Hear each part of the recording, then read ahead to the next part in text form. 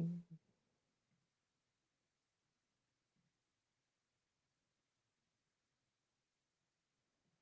do, do, do, do. Hey everyone, it is Finance Friday Live. Finance Friday. I am over here just making sure everything is good. I missed my other screen. I hope you all are having a fabulous Friday. I have so much good news to share. Let me get started with everybody first. Let me just go live everywhere. I don't have my second monitor today, so I'm having to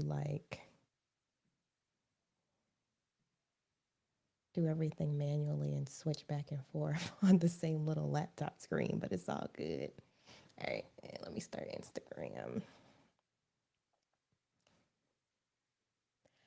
All right, I think I'm live everywhere now. So, y'all, there's so much. I'm so happy today. So first things first, my most favorite announcement for today. It's April 1st. I know the year is going by so fast, so fast. But April 1st means it's Financial Literacy Month. So I am super excited about that. Very excited because I have so much stuff happening this month. I guess I'll go ahead and start off with some announcements before we get into some announcements that was made in the news about your finances this week. But first, today I started signups for the stock market challenge in my Facebook group. So if you're not part of my Facebook group, definitely tune in. Yes, third quarter deuce. It is no, not third quarter, second quarter. It's second quarter. But yes, it's the start of the second quarter. We out here in these streets April 1st. But if you're not part of my Facebook group, definitely join. It's called the Let's Talk Money group. And we are starting off our stock market challenge on Monday. So what does that mean? That means everybody gets 100,000 in fake money because I'm not rich like that. And you use it to invest in whatever it is you want to invest in. I opened it up to crypto, stocks, ETFs, whatever. The goal is to make as much money as you can or lose the least amount of lose the least amount possible in order to win. I haven't announced any, you know, uh, uh, I'm trying to say winnings yet. Usually I do some cash prizes. I haven't decided yet this year because, COVID was a little stressful, but definitely participate. It's very, very fun. I have it open to the first 20 people that sign up. I might open it up to more, but I have to pay for every person that signs up. So please don't sign up if you don't really plan on participating because it costs me money. But I would love to have you over there. It's going to be a lot of fun. Along the way, we learned the last time we did this was, I think, back in 2020 or 2019. And everybody was really engaged, had so much fun, learned a lot about the stock market, learned how to trade and things like that. So I plan on doing that again this year, post COVID. So we'll see how that goes. Also, I have some new swag coming down the pipeline. So I plan on releasing that probably Monday. I wanted to do it today, but I'm like, life, let me not stress myself. So Monday, I'll probably be announcing the new swag. I really, really like what it looks like. I think you all will too. What is the Facebook group called? It's called the Let's Talk Money group. And if you type it in like that, you should see it's like coins as like the cover, like some pennies, quarters, nickels, all types of coins as the cover picture. But you'll see it there, or you can find it by going to my Money Talk with Tiff Facebook page, and then that's the only group I have, so you can find it there as well. But it's really fun, and usually we have a lot of fun in that group when it comes to the stock market challenge. Was that all my announcements? Oh, I'm gonna have a lot of in-person events and virtual events this month too, because like I said, it's Financial Literacy Month. I'm celebrating all month. I'm spreading education all month. So I'm super excited about that. I think I'm gonna release that schedule on Monday as well because I'm still trying to lock down some days and times and things like that. So definitely be on the lookout. I'm gonna be hosting some meetups where we just meet up and get together, chat about some money things, whatever you want to talk about, and we just have fun. So I plan on having a lot of fun this month. I hope you all can join me, whether virtually or in person, because it's going to be a lot. Now that all of those announcements are out the way, let me get into the news from this week because I was super excited about some of these things. So, first and foremost, who in here loves IKEA? I love IKEA. I think half my house is IKEA furniture. I love putting the stuff together. I love the whole experience of going and shopping and picking my stuff at the bottom of the warehouse, all that stuff. I love IKEA and they cheap. Okay. Let me, that's first and foremost, they cheap. I think my whole entire bed was like, I don't know, $400 or something like that. And I put that thing together and that thing is sturdy. So I love IKEA. They just made an announcement that at any IKEA location, you can take any of your furniture back. It don't matter how long you've had it. You can take your furniture back if it's in good condition and they will give you a quote and buy your furniture back. I said, oh, now if you are an IKEA shopper like myself, you know that they already have a very, very generous return policy. I mean, 365 days they give you to bring your stuff back. So I have definitely taken advantage of that and it does work. But I'm excited about this new announcement that you can bring back anything without a receipt. All you have to do. So let me backtrack because how it works is you go to their website, you fill out a form, they give you like a buyback value, kind of like the Kelly Blue Book, where they give you the how much it's going to be worth if you take it to a dealership, whatever, something like that. And then you're supposed to bring a copy of your quote, the buyback number, and your fully assembled furniture. Now, that might be a problem for some people. Like, I don't know how I would get my whole entire bed fully assembled back to IKEA. But if you have stuff like bookshelves, and I even got my office chair from IKEA, all types of stuff like that, they will give you your money back. I think the most they would give you back is like 40% of what you paid for it or something like that. But nevertheless, this is super exciting for me because, like I said, that is my store and I just be going there for fun sometimes. I know you'll probably see maybe about a month or so ago, I had posted a real TikTok short, depending on where you're watching, with me and my friend in IKEA shopping. So I promise y'all, I stay in that store. So this is really good information and thank you. Yeah, it is very good information because I had no idea that this was even a thing. It says that they piloted it back last year, which I didn't even know about that, but now it's open to all the stores. So I'm excited. If you have some IKEA furniture laying around, I know I have some things in the kitchen that I'm like, okay, I can go ahead and take that back because I need those coins. But yeah, I highly recommend. And of course, they have a list of stuff that aren't eligible for the buyback service. Of course, non IKEA furniture. Please don't be those people. Please don't mess it up for the rest of us. Please, y'all, don't mess it up. It's only IKEA furniture that's eligible. And then you can just go to their website and read the list because I'm not going to sit here and read it to y'all. But definitely check that out if you have some furniture sitting around from IKEA and you want to make some money. The second thing that I heard about this week, now this is not new news because they've been talking about this for a while, but the student loan forgiveness thing. Now, student loans are supposed to start being paid back May 1st. Now, like the rest of y'all, I'm like, please don't do that to me. Don't do it. Don't do it. Please extend that bad boy because I'm not ready yet. We just got out of COVID. But they're supposed to be due May 1st if they don't extend it. Now, I was reading up on like what the status is around that, an article that I just read today.